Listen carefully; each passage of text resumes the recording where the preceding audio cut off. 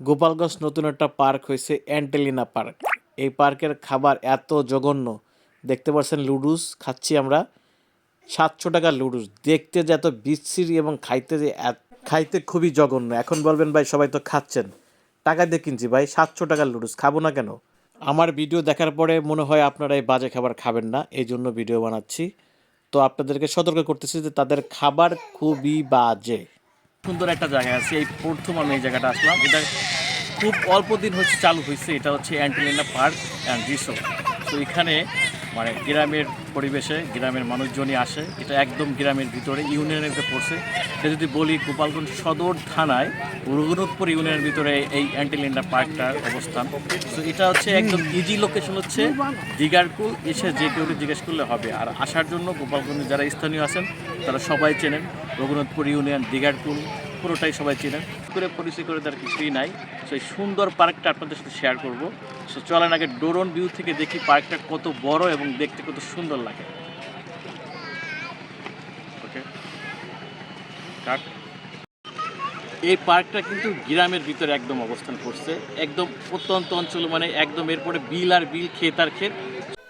ভারতের মুকেশ আম্বানির বাড়ির নাম কিন্তু অ্যান্টেলিনা।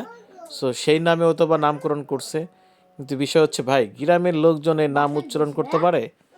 সো এটা আপনার মনে হয়, আমার মনে হয় যে এটা আপনি অনেক সহজভাবে সহজ একটা নাম দিতে পারতেন। মানুষজন যাচ্ছে এটাও ভালো কথা, কিন্তু পরিবেশ আর যারা আপনার ভলেন্টিয়ার কিংবা যারা সিকিউরিটির পারপাসে আছে তাদের ব্যবহার ভালো করতে হবে, এবং যেহেতু এটা এলাকার ভিতরে সেটা মাথায় রাখতে হবে আপনার। এই যে বাবা, তুমি ঘুরতে যাচ্ছ পার্কে? প্রতি শুক্রবার এবং শনিবার তারা কিন্তু গান বাজনার ব্যবস্থা রাখছে। ছোট একটা স্টেজ আছে, স্টেজে মানুষ নাচতেছে এবং নাচের শিল্পীগুলো কিন্তু বাইরের থেকে আসে আমি যতটুকু জানি। সো এটা কিন্তু গ্রামের মানুষ খুব এনজয় করতেছে।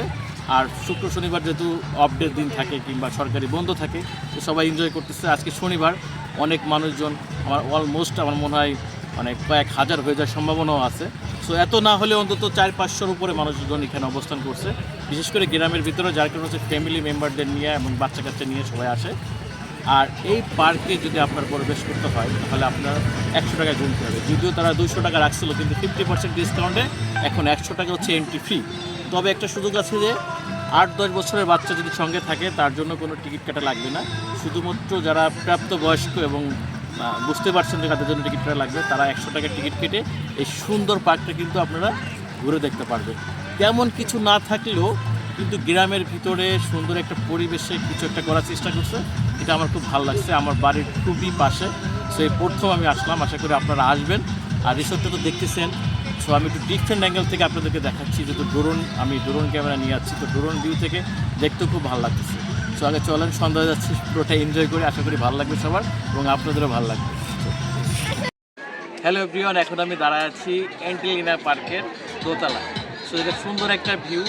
মোটামুটি পার্কটা গ্রামের ভিতরে, একদমই গ্রামের ভিতরে। আর এত কঠিন একটা নাম দিচ্ছে যেটা উচ্চারণ করতে খুব প্রবলেম হয়। সো আমি আসলে একজাক্টলি উচ্চারণ করতে পারতেছিলে অ্যান্টেলিনা নাকি অ্যান্টেলিনা, আসলে আমি আসলে নিজেই কনফিউশন। তো অ্যান্টেলিনা হোক আর অ্যান্টেলিনা হোক, যেটাই হোক না কেন। তোমাদের দুজনের নাম কি ভাইয়া? আলভি। আলবি?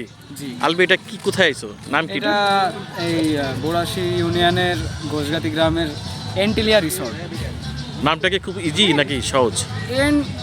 কেমন যেন মনে হয়, আমার কাছে উচ্চারণ একটু প্রবলেম হয়। এন্টিলিয়া কঠিন হয়ে গেছে না? হ্যাঁ, একটু কঠিন হয়ে গেছে না? একটু কঠিন হয়েছে, তাদের কোনো সমস্যা নাই, যারা পারবে তারা তো পারবেই। আর এখানে মানুষজন আসতেছে, আসলে সব কিছু নিয়ে একঘেয়েমি হয়ে যায়। একঘেয়েমি হওয়ার কারণে তো মানুষ একটু আসতেছে, এখানে ঘুরতেছে, মজা পাচ্ছে। এটা অনেক বড় কিছু না, এটা একদমই গ্রামের মধ্যে বলে গ্রামে, একদমই গ্রামের ভিতরে। এটা যদি আমি আপনাদেরকে ড্রোন ভিডিওর মাধ্যমে দেখাই তাহলে আপনারা দেখতে পারবেন খুব বেশি বড় জায়গা না।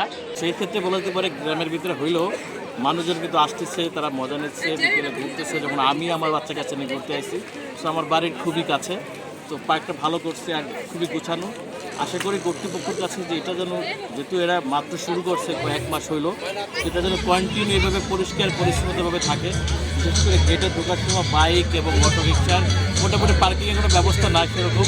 এই পার্কটার অনেক কিছু নিয়ে, খুঁটিনাটি অনেক বিষয় নিয়ে আরও ডিটেলসে কথা বলার দরকার ছিল কিংবা আপনাদের দেখানোর দরকার ছিল। তো ফ্যামিলি নিয়ে গেছে, এই জন্য সম্ভব হয়নি। হয়তোবা তারা চেষ্টা করছে অল্পর ভিতরে অনেক কিছু দেওয়ার। আশা করি আপনারা যারা যাচ্ছেন কিংবা যাবেন ভালো লাগবে, কিন্তু বড় গাড়ি নিয়ে বাস অথবা অন্য কোনো বড় গাড়ি নিয়ে এই রোডে আসলে ইম্পসিবল। আর যদি স্কুলের পিকনিকের কথা চিন্তা করে থাকেন তাহলে অবশ্যই আপনাদের ছোট গাড়ি নিয়ে আসতে হবে, তাছাড়া পসিবল না।